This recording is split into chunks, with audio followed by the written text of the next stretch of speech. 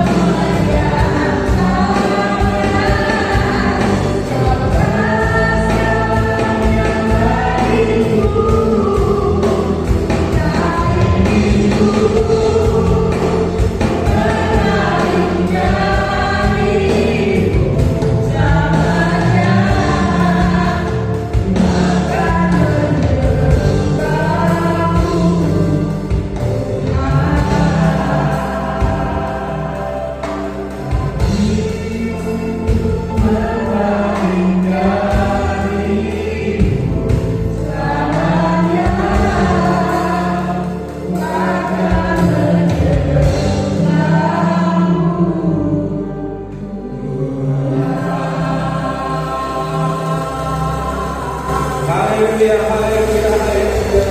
Segala hormat, pujian, kuasa, kemuliaan bagi Engkau sampai selama-lamanya.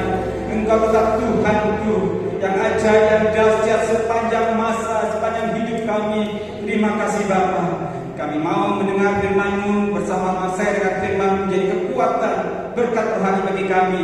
Terima kasih Bapa. Di dalam nama Tuhan kami Yesus Mesias, Juru Selamat kami hidup bersama kita katakan, amin. Puji Tuhan, Shalom.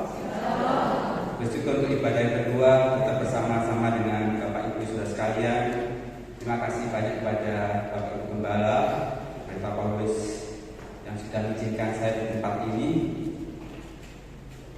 Terima kasih juga pada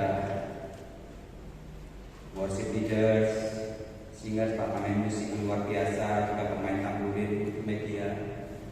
Puji Tuhan, biarkan anak-anak yang main tamburin tetap setia melakukannya. Pasti ada perkara kecil, Tuhan memberikan perkara besar di kemudian hari. Haleluya. Apa yang dapat kita lakukan kembali sebagai Tuhan, tidak ada bisa kebaikan yang kita lakukan setimpal dengan kebaikan yang Tuhan berikan. Tidak ada. Makanya selagi kita hidup ini kita gunakan semuanya untuk kemuliaan Tuhan. Tema yang diberikan kepada saya adalah Matius 5:48. Ini tadi pagi sudah, tapi kita akan lihat dari kacamata yang kedua. Matius 5:48 kita akan baca bersama-sama ya. 5:48, 2, 3. Karena itu haruslah kamu sempurna, sama seperti Bapamu yang di surga adalah sempurna. Haleluya, amin. Ini adalah perintah Tuhan yang tidak bisa ditawar. Haruslah kamu sempurna. Ada 3 kata kunci. Harus,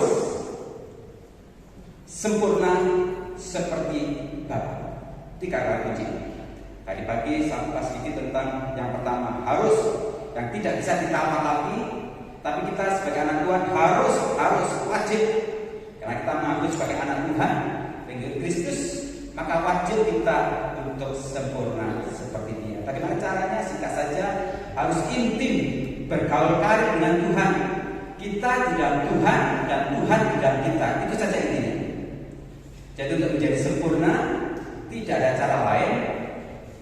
Kita harus di dalam firman Tuhan atau di dalam kita. Karena di luar Tuhan Yesus, kita tidak dapat berbuat apa-apa. Jadi kalau orang ingin sempurna tapi di luar Yesus, kita jamin tidak akan bisa. Kita adalah orang-orang yang tidak sempurna. Makanya tema yang diberikan adalah sempurna dalam ketidaksempurnaan. Tapi hari ini kita akan lihat sempurna seperti Bapa. Jadi caranya intim dengan Tuhan setiap saat, setiap waktu intim. Namanya intim bergaul karib. Berdoa setiap saat, baca firman setiap saat, memuji Tuhan. Hanya itu dapat kita lakukan. Boleh kita punya aktivitas sehari-hari, profesi apapun juga boleh, tetapi jangan tinggalkan berdoa. Saya adalah seorang berdoa pagi, setiap pagi saya berdoa karena seperti yang diajarkan oleh papa saya. Anak-anak 4, seorang anak yang keempat, 4 bersaudara, kita masing-masing selalu diajar doa pagi dan doa malam. Tapi semakin usia semakin dewasa, doa malam dewi-dewi. Karena ibu datang, karena yang masih kerja, akhirnya sendiri-sendiri. Hanya doa pagi saja bisa dikerjakan. Tapi mereka sudah berpisah dengan yang lain. Tetapi warisan dari papa saya sebagai gembala sekarang sudah dipanggil Tuhan tetap ada. Dan saya wariskan pada anak saya berdoa setiap saat. Bapak Ibu saudara sekalian, kalau kita punya anak-anak, warisan yang terbaik yang kita berikan kepada mereka bukan harta benda, bukan rumah, bukan mobil, tetapi hidup intim taat kepada Tuhan. Itu warisan terbaik. Kenapa? Ketika dia ada masa sulit, tidak perlu takut kepada Tuhan sebagai pemilik hidupnya bertanggung jawab penuh akan dia. Karena kalau kita orang tua hanya berpikir warisan apa yang kita berikan kepada anak-anak. Tapi hari ini kita ingatkan kembali warisan sempurna yang terbaik adalah menjadi taat kepada Tuhan. Salah satunya sempurna seperti Bapa di surga. Nah, yang kita lihat pada ibadah kedua, sempurna di dalam hal apa? Sempurna itu dalam hal apa? Ini yang kita akan perhatikan. Kalau kita baca ayat sebelumnya tadi Matius 5:8 ya. Di atasnya ada sekumpulan perkataan-perkataan Tuhan Yesus. Ini kalau kita perhatikan, intinya kalau saya singkat saja nanti bisa baca di rumah. Intinya adalah tentang kasih. Kita pernah bilang teman, kalau ada orang yang menampar di kanan itu bilang dipikir itu ada di atasnya. Jadi kalau saya simpulkan next adalah sempurna di dalam hal kasih. Hanya itu saja. Tuhan kita bukan Tuhan yang memiliki kasih, tapi Dia adalah kasih itu sendiri. Kalau Dia adalah kasih, tentu hidupnya penuh dengan kasih. Next. Kasih kepada semua orang. Jadi ayat dari harus kamu sempurna seperti Bapa dijawab dengan seperti Bapa di surga yang menerbitkan matahari bagi orang jahat dan orang baik, yang menurunkan hujan bagi orang yang benar dan tidak benar. Ini yang di atasnya dari ayat 48. Artinya Bapa mengasihi semua orang tanpa pandang bulu. Jahat baik tetap dikasihi. Bahkan kita dunia jahat karena memberontak pada Tuhan, berdosa, dikasihi. Ini yang Tuhan kita lakukan. Kalau saya lihat dalam Alkitab Bible kita, seluruh perjanjian lama dan baru berbicara soal satu saja, kasih Tuhan kepada umatnya. Nah, kalau Dia adalah kasih, maka kita harus punya kasih. Tidak boleh nuntut. Mungkin kita dulu mengasihi, tapi sekarang sudah menuntut. Sudah mulai hilang. Jangan sampai terjadi. Harus semakin menyala-nyala. Menjelang Tuhan Yesus datang kedua kalinya, harus tetap punya kasih. Kepada siapa? Kepada semua orang. Kalau kita memiliki kasih hanya kepada sahabat kita yang sudah berbuat baik kepada kita, apa bedanya dengan orang luar sana? Betul ya? Mereka berbuat baik, kita mengasihi. Mereka sudah memberikan perhatian pada kita, kita mengasihi. Itu betul. Dan sudah tidak perlu diperintahkan lagi. Tapi hari ini kita akan lihat berbuat kasih kepada semua orang, walaupun dia sudah berbuat jahat. Firman Tuhan katakan kasih. Dia sudah menyakiti kita, firman Tuhan katakan kasih. Kasih. Kalau saya boleh simpulkan dalam firman Tuhan, kasih itu adalah memberi. Saya tidak ambil dari 1 Korintus 13 atau seterusnya definisi dari Rasul Paulus, tapi saya bersimpulkan seluruhnya. Kasih itu memberi, bukan ini, tetapi gini. Tahu ya? Gini menerima, gini memberi. Jadi kalau Bapak Gembala mengasihi Jumat, dia sudah memberi perhatian, memberi doa, memberi semua hal. Kalau jemaat mengasihi gereja ini, mengasihi gembala, memberi. Ada suami mengasihi istri, kalau tidak pernah memberi, ada tanya, ini mengasihi atau tidak? Mengasihi jangan bebas soal materi saja, tapi mengasihi adalah memberi segala hal. Nah, beberapa bulan, 2 bulan lagi ya kita merayakan Natal. Sebenarnya Natal adalah kita memberkati kasih. Jadi Natal adalah kasih Bapa kepada dunia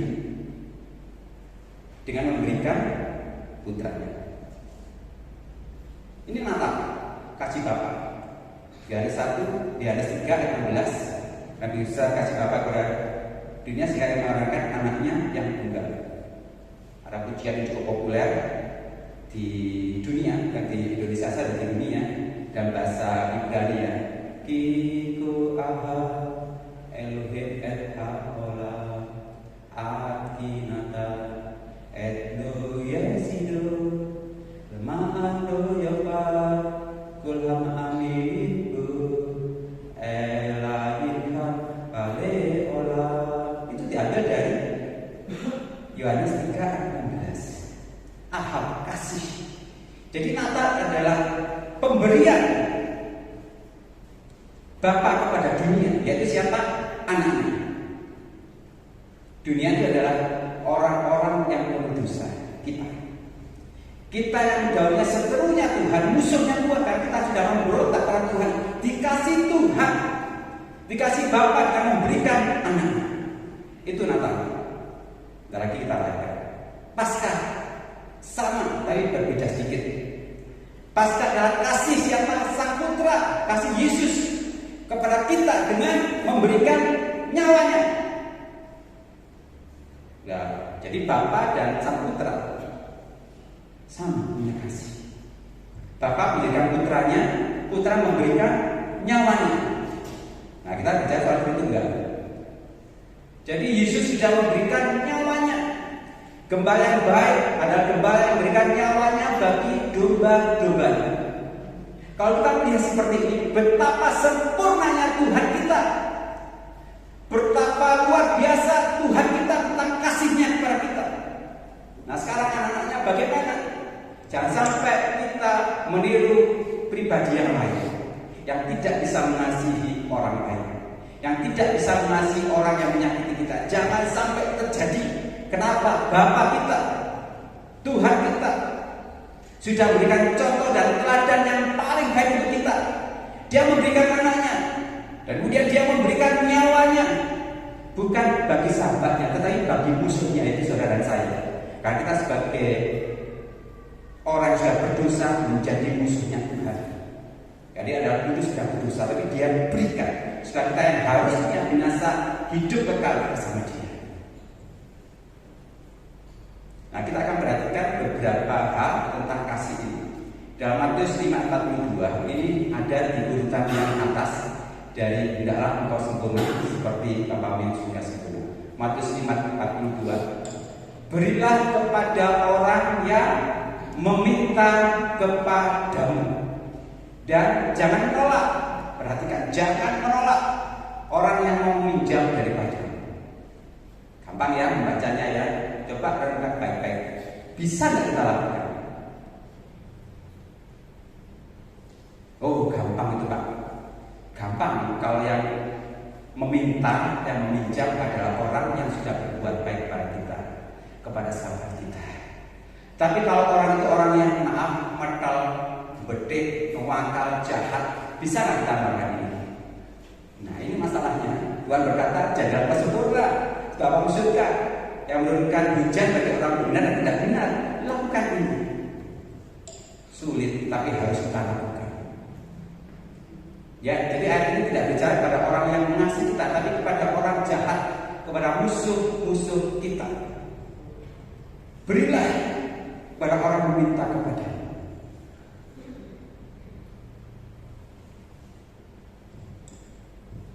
Dulu semasa hidup bapak saya membagikan jemaat. Jemaat itu banyak karakternya, macam-macam ya. Itu Bapak Ibu Gembala sudah tahu ya karakter. Salah satu jemaat ada yang suka minta uang kepada gembala. Bapak saya tidak tinggal di pastori gereja, tapi tinggal di tempat lain. Pastori gereja untuk mereka yang katakan sekarang PKL ya, anak sekolah kitab itu. Dan kemudian ada jemaat yang datang ke rumah, karena waktu itu saya masih SMA. Mereka datang minta uang. Saya perhatikan barang ini. Kemudian orang ini lagi. Beberapa kemudian orang ini lagi. Jadi orang itu sama-sama minta uang. Dan saya tanya, kok nggak bosan terima orang ini? Ini pertanyaan saya sebagai anak. Nggak bosan lihat orang ini minta uang terus. Itu jemaat. Sergap kalau ada perlunya, jangan sampai seperti ini. Jadi kalau ada perlu sering ke gereja. Kalau sudah nggak perlu jangan ke gereja. Namanya gembala, menggembalakan ya betul juga. Tapi yang kadang-kala bikin saya sendiri yang melihat gregetan. Orang ini jarang ke gereja, sekali ke gereja minta uang. Dan lebih parah lagi, uangnya itu biasanya kalau orang minta uang sekian, minta uang tak karepe lah, serelanya. Pak Pendeta memberikan, tapi ini enggak menyebutkan nilainya. Pak minta uang sekian. Waduh, ini yang bikin saya sebagai anaknya itu melihat kok cek nemenin orang ini. Tapi Pak saya tetap berdoa dan tidak pernah mengeluh. Dia berikan. Walaupun waktu itu kita masih tetap dalam kesulitan, masih dalam kesulitan, sama-sama kekurangan mas sebenarnya. Tapi bapak saya mengajari. Saya waktu itu tidak mengerti. Saya hanya melihat, bapak saya seperti ini. Kalau saya gabung seperti itu, Ustaz, besok-besok kapan lagi? Jangan sebelum berapa kali seperti itu. Tetapi bapak saya dengan santainya berdua, ini yang bisa kita lakukan. Kalau kita punya uang, berikan. Ternyata ini dasarnya ajaran kasih Tuhan. Berilah pada orang yang minta padamu. Dan saya belajar dari itu. Orang yang mungkin tetap dikasih uang, bisa kita seperti itu. Nah, ini sulit ya, tapi saya belajar. Tapi saya dengan yang kedua, yang saya alami sendiri, ada yang kedua. Janganlah menolak orang yang mau meminjam daripadamu. Saya percaya setiap kita pernah ada orang yang pinjam. Dulu semasa SMP SMA saya sudah banyak anak-anak meminjam ya. PowerPoint, step atau penghapus, nggak balik, itu sudah sering, nggak apa-apa. Tapi setelah saya lulus kuliah, saya bekerja, saya dapat penghasilan. Ternyata saya diuji dengan ayat yang kedua, ayat yang 42 bagian kedua. Janganlah menolak orang yang meminjam daripada. Kenapa? Ada orang datang, Pak, saya pinjam uang sekian. Nanti bulan ini, tanggal ini saya berikan. Nah, karena saya sudah belajar dari mana saya berikan. Secara manusia, saya tunggu apa yang dia katakan. Tanggal sekian, bulan sekian, dia bayar. Saya tahu ya akan terjadi, karena saya bisa nyaksikan ini. Belas, gak ada kabar. Orang-orang gereja, Tuhan ketemu saya seperti tidak ada apa-apanya. Saya mau menegur juga, gak bisa. Ada beberapa orang, tidak semua saya beritahu. Karena hanya orang dekat saja. Orang ini pinjam belum salahmu dia nggak mau lagi, tapi kalau salahmu dia ya. Kalau saya mungkin tipe orang yang suka nagihan, mungkin saya akan tagih, tapi saya bukan tipe seperti itu. Jadi saya diamkan satu orang, kemudian 2 orang, 3 orang. Sudah pun kasihan Tuhan. Saya mikir saya berdoa Tuhan, aku kok ke koperasi berjalan ya. Kalau koperasi ada catatannya, saya nggak nyadar. Dan yang mengherankan, nggak balik, uang itu nggak balik. Kalau hitungannya ratusan ribu nggak apa-apa, ini sudah mencapai jutaan sekian. Banyak orang nyalakan saya, tapi saya hanya berkumpul dan saya hanya ngadu sama pemilik hidup saya. Karena saya berpegang pada ayat, jika ada orang meminjam, jangan nolak. Tapi seharusnya saya harus punya hikmat. Kalau dia pinjam katakan 5 juta, saya bisa 4 juta saja. Serela saya bilang gitu logikanya. Jadi kenapa? Karena saya relanya seperti 4 juta hilang gitu. Tapi ini berlangsung cukup lama. Di hari ini pun ada orang berhutang belum bayar, dan saya nggak tahu dia belum bayar atau tidak. Tapi yang menjadi satu teladan bagi saya, ketika dia tidak mengembalikan, saya harus tetap bersikap kasih, harus tetap bersikap berdoa. Dan Roh Kudus menguatkan saya. Uang yang tidak kembali sekian juta, Tuhan pun bisa kembalikan berkali lipat dari apa yang dia ambil. Seperti itu. Jadi hari-hari saya tetap dikuatkan Tuhan. Dan saya tidak pernah menagih satupun dari mereka yang pernah hutang pada saya. Bukan karena saya kuat, tidak. Bukan, saya tidak kuat, saya lemah. Lalu saya berkumpul dalam doa. Tapi saya dikuatkan karena intim dengan Tuhan berdoa. Dan Tuhan berikan kekuatan. Dan hari ini saya tidak pernah kelaparan. Saya tidak pernah kekurangan. Hari ini juga saya ketemu dengan orang-orang yang berhutang yang belum bayar. Atau yang tidak bayar, saya nggak tahu ya, karena janjinya tahun lalu, November segala macam. Hari ini pun mereka belum bayar dan saya tidak pernah menagih. Saya hanya percaya pada Tuhan kita yang dahsyat. Kenapa? Karena Dia menggarap anak-anaknya yang melakukan firman Tuhan. Mungkin masalah saudara dengan saya berbeda, tapi yang sama, kita punya Tuhan yang sama, yang luar biasa. Jangan takut kehilangan uang ketika ada orang lain meminjam kita.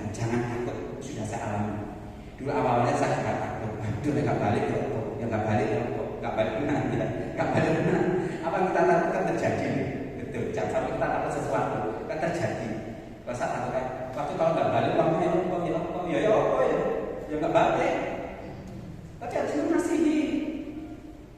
Makanya saya sering katakan pada jemaat yang saya layani, khotbah itu gampang, tapi ngelakoni itu sih angel. Dan siap-siap khotbah saya harus ngelakoni dulu, harus ngalami dulu. Namanya dipinjam orang nggak balik, saya sudah ngalami dulu meminjamkan orang bagi mereka yang bedek ngomong tadi, yang jahat. Sudah saya lakukan. Bukan kekuatan saya, sekali bukan karena saya hebat, bukan. Karena sebagai manusia yang tidak sempurna, dia yang menyempurnakan itu dalam diri saya. Dia mengerjakan dalam diri saya, sehingga saya mampu melakukan itu semuanya. Tuhan yang biar saudara saya. Matius 5:4. Tetapi aku berkata kepadamu, kasihlah musuhmu dan berdoalah bagi mereka yang menganiaya kamu, membenci kamu, berdoa bagi mereka. Ini ajaran Kristen yang mendasar tentang kasih. Kasih pada orang jahat, kasih pada musuh. Jangan tinggalkan ini. Jadi orang Kristen itu kalau bisa katakan hancur, ya hancur, hancur. Kenapa? Dibenci, dimusuhi, tetap harus mengasihi, hancur-hancuran. Betul, kedatangan kita harus hancur, emosi kita harus hancur, perbuatan daging kita harus hancur. Yang hidup dalam roh yang ada dalam kita itu harus hidup. Kalau hanya kita hidup dalam kedagingan, waduh sakit hati banget, sakit hati. Apalagi kita nggak salah dimusuhi orang, sakit hati banget. Suatu saat ada kepala sekolah datang kepada saya berobat, mengobatkan anaknya. Kalau nggak salah waktu itu sakit diare ya, gastroenteritis, jadi infeksi pada lambung. Ya diare, kemudian saya obati, saya berikan raja obat, saya berikan. Kemudian dia berkata, dokter, apakah tidak disuntik? Saya katakan tidak perlu Pak. Saya pikir waktu itu biasa saja, tetapi itu berpengaruh hebat kemudian hari. Kenapa? Orang ini marah-marah. Sudah saya beri obat, dia marah-marah. Dikonyontek, diluk aja gila. Nah gitu. Jadi padahal pendidikannya itu tinggi ya, kepala sekolah. Dokternya ini wis gak karuan. Padahal aku nyontek tak bayar kok kakinya. Secara medis memang tidak perlu disuntik bagi saya. Saya juga bertahan pada gengsinya, mau suntik. Tetapi saya katakan, Pak, ini tidak perlu disuntik, Pak. Ini obat saja. Biasanya yang saya lakukan seperti tidak sembuh, tapi orang itu tidak terima, saudara Tuhan. Tidak terima, dia marah-marah. Taunya marah-marah apa? Dia cerita kepada perawat, para bidan. Ini waktu itu saat di Kalimantan Selatan, dia cerita kepada anak buah saya, dia cerita, dokter ini gak main, soalnya gimana? Sudah aja gak mau, wah semacamnya. Kalau kita dengar ini hanya panas. Saya waktu dengar rotok panas juga, wah gak tahu diri, wis diobati, waras, gak terima kasih, tapi tadi dihilo-hilo mengubah. Itu ya, secara manusia seperti itu, tapi sekarang tidak lagi. Tuhan yang memberi kekuatan dan itu. Tapi apa yang terjadi? Setiap kali ketemu saya katakan, Pak selamat siang, Pak selamat pagi, tetap saya katakan gitu, tetap saya katakan. Dia noleh jangan, seru gitu. Kita tahu orang yang membenci itu seperti itu. Dan saya tetap bertahan, kasihilah musuh. Tapi pada gaji Tuhan, aku nggak salah apa Tuhan, nggak salah, tapi kalau saya dibenci orang, pernah ngalamin nggak salah apa? Kalau salah kamu aja, ini barangnya orang yang benci ya kamu ada, jangan sampai kita dibenci karena berbuat kebenaran, Tuhan bela. Kan gitu. Tapi kalau kita dibenci karena kita berbuat salah, ya wajar ya. Jangan sampai karena Tuhan berbuat yang salah, yang jahat pada Tuhan. Salah terus-menerus menyapa dia yang dia. Dan akhirnya Tuhan itu berdarah. Suatu saat saya kaget dia tertawa saya. Mungkin dia sudah dipakai gengsi minta maaf, tapi dia katakan ngomong-ngomong akhirnya pertemanan cukup hari itu. Tuhan mengasihi, membuat kembali hubungan baik. Saya sudah ngakui sejak awal. Saya undang the worship leader, singers, saudara dan Tuhan, inilah yang harus kita lakukan. Punya kasih yang sempurna. Yang sempurna adalah berbuat kasih bukan saja kepada orang yang baik, kepada sahabat kita, tapi berbuat kasih dengan orang yang membenci kita, yang berbuat jahat kepada kita. Itu kasih yang sempurna. Tuhan akan datang balik dua kali. Hanya mereka memiliki kasih yang sempurna yang diangkat bersama-sama Dia. Bagaimana kita bisa melakukan itu? Tidak bisa, karena kita tidak sempurna. Yang bisa biarkan Yesus hidup di dalam diri kita. Dia berbuat dan Dia akan melakukan itu hari demi hari. Pasti bisa, karena yang mengerjakan Tuhan tidak kita. Bukankah kita hebat? Bukankah kita orang yang kuat? Tidak. Tetapi kita hidup tidak sempurna, tetapi Dia yang sempurna hidup dalam diri kita. Dia akan mengerjakan perkara-perkara yang dahsyat dan ajaib bagi kita. Sampai kembali berdiri. Jadikan aku indah yang kepadamu mulia, seluruh karyamu di dalam hidupku, hajatku berharap hanya kepadamu, hanya setia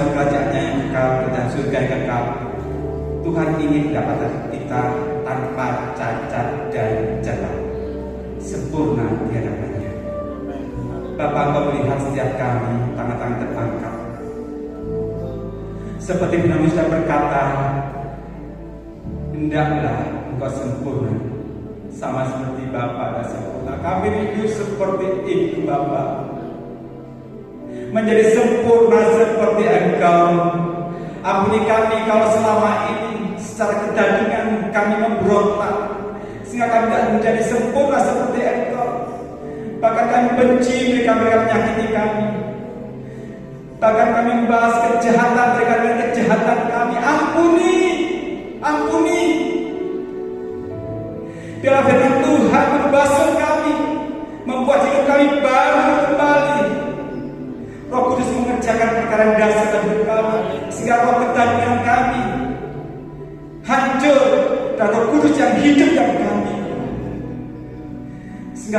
kami sempurna di dalam Engkau, bukan kuat dan gagah kami ya Bapa, melainkan karena Roh yang mengerjakannya bagi kami hari asal.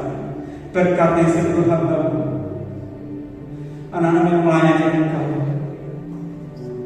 Kau melihat kesetiaan mereka dalam pelayanan ini. Berkati ya Tuhan, perkara pelayanan seperti ini boleh dikerjakan dengan penuh kesetiaan dan ketaatan kepada Tuhan.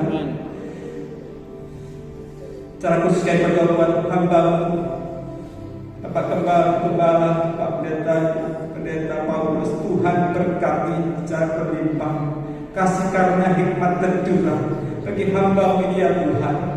Kau melihat kesetiaan mereka, Kau melihat kasih sayang mereka kepada jemaat ini dan kepada Engkau sendiri.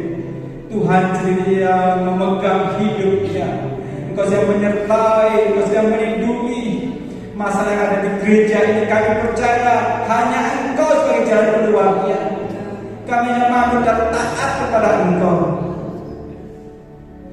Dan juga seluruh jemaat Tuhan yang memiliki masalah saat ini, kami mungkin tidak bisa melihat jalan keluar. Benar-benar mata kami tertutup, tidak bisa melihat hal yang baik atas masalah kami. Tapi hari ini berdoa, dengan kasih sempurna Tuhan berikan bagi kami, kami melihat dengan mata rohani kami, dengan mata iman kami, bahwa ada jawaban yang luar biasa di dalam Tuhan. Kebaikan akan Kau sediakan bagi orang yang takut akan Engkau, yang terpanggil oleh rencana. Terima kasih Bapa. Berkati seluruh sidang jemaat. Berarti pelayan yang ada, WL, singers, para pemain musik, tamborin, multimedia, dan semua yang terlibat pada pelayanan aser. Tuhan tetap terjaga hidup kita. Apapun yang dikerjakannya, Tuhan menyertai, menjadikannya berhasil hari demi hari untuk kepujian kemuliaan nama Tuhan. Terima kasih Bapa. Hormat, pujian, kuasa, kemuliaan bagi Engkau sampai selama-lamanya. Di dalam nama Tuhan Yesus Mesias. Haleluya, haleluya. Amin. Tuhan memberkati.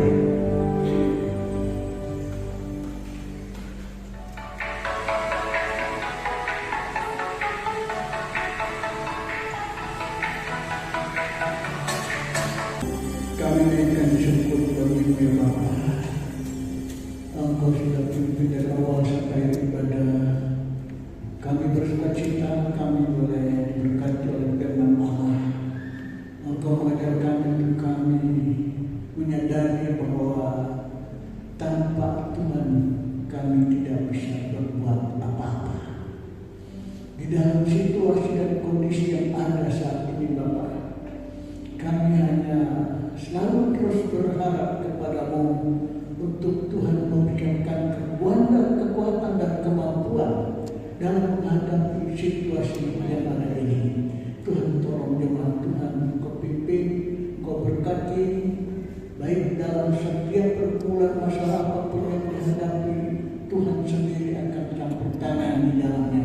Kau berkati jemaat Tuhan, pekerjaan usaha untuk pencariannya, kebutuhan keperluan dan pergumulan yang ada. Kami percaya Tuhan tidak tinggalkan kami, tidak sendiri kami Tuhan. Kami yakin bahwa ada satu hubungan yang intim, yang dekat, yang baik dengan Tuhan. Tuhan di dalam kami dan kami di dalam Tuhan. Kami merasa ada satu kekuatan dari Tuhan mengalir di dalam setiap pribadi kami masing-masing Bapa. Terima kasih Tuhan Yesus, Kau berkati hamba-Mu Bapak Puspito, memfahamkan beliau dalam pelayanannya di mana saja Kau utus dan boleh menjadi berkat, berkati keluarganya. Tuhan, terima kasih Bapa. Demikianlah Tuhan kami serahkan pergumulan perkara gereja yang kami hadapi, tetap kami bawa dan kami serahkan di tangan Allah, dan Tuhan saja yang akan mengambil alih segala masalah persoalan apapun. Kami yakin dan percaya bahwa Engkau tidak tinggalkan kami, bahwa Engkau akan ambil alih semuanya. Terima kasih Bapa. Terima kasih Tuhan. Sebentar lagi kami akan berpisah. Kami tinggalkan tempat ini dan kembali pulang ke menyertai hantar kami ini, untuk kami pulang dengan sejahtera, dengan sukacita, karena kami sudah mendengarkan firman-Mu.